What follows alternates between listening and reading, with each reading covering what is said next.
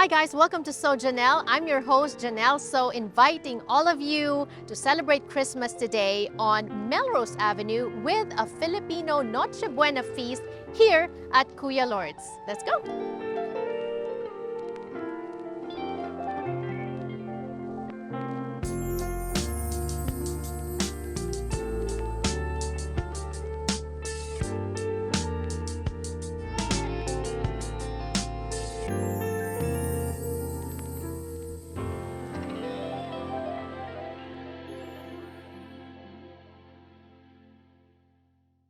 I'm always be hungry and curious of learning something new. Right. And then obviously learning what my boss is doing.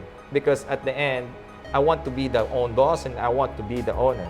Right. So like even though I'm just an employee, I was thinking this is my business. Right. One of the most talked about Filipino restaurant openings here in Los Angeles is Kuya Lord. I remember hearing about you even before you were opening. And I remember that when you opened, I think we were here for the soft launch, right? Yes, yeah. Thank you to Soft opening. to one of our videographers, Francis, who tuned us in on that. So I guess this year was a big year for you. Congratulations. Thank you. So how has it been since you opened in August all the way to now, December? It is a great first 5 months of our opening. Since we opened, everything is getting into its own place. There's still a lot of work to be done. We're fortunate and that everyone's enjoying the food and accepting who we are as a Filipino restaurant. What made you decide na okay na, kaya ko na on my own, or I'm gonna do this? Actually, opening Kuya Lord or my own restaurant, I prolonged it because I thought I was not ready. But it just happened that after I opened Bestia, I was there for 4.5 years. I left in 2016 na sabi nung boss ko, yung friend ko, si Ori, he's like, okay, you're ready. You need to leave. You need to open your restaurant. You're getting old. I was 36 right at that time. You need to open your restaurant before it's too late. Right. That you get old and you cannot do it anymore. Right. Nung time na yun, akala ko I'm not ready, but since I opened multiple restaurants, different concepts all around the nation, and doon ko nakita na, oh, I can do it na pala talaga. Right. You know? You also learn from the best of the best. Sige, Yes. let's name drop. Sino-sino yung mga chefs na nakasama mo at natutunan naging boss mo and the restaurants?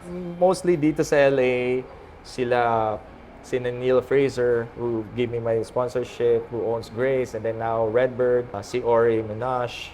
I was with him for 4.5 years. Until now, we talk every day. Right. And then, give me some pointers here and there. Even though nung umalis ako and umalis ako sa last job ko, he's the one who lent me his kitchen at Bavel to prep for when I'm doing my own pop-up, introducing my brand. Right. Yeah. I also worked for a couple months with Walter Mansky at Republic and Marge yeah. Lorenzana.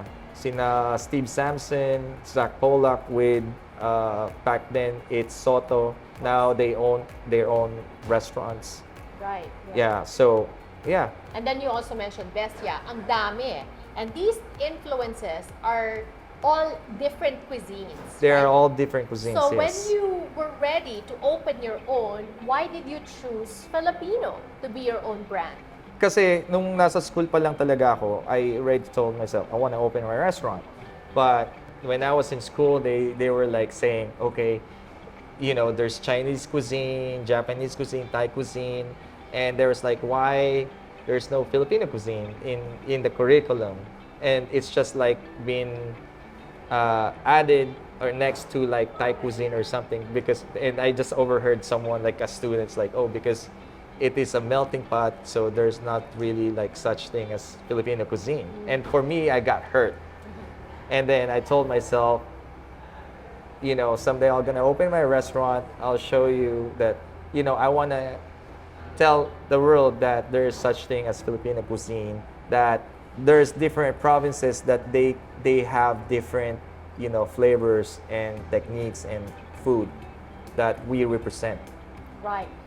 That's why, my next question will be, how exciting that you're now infusing all these other learnings you have from different cuisines into your way of preparing Filipino food. Yes, But yeah. I'll reserve that question later because you're gonna actually serve as a feast, right? Yes.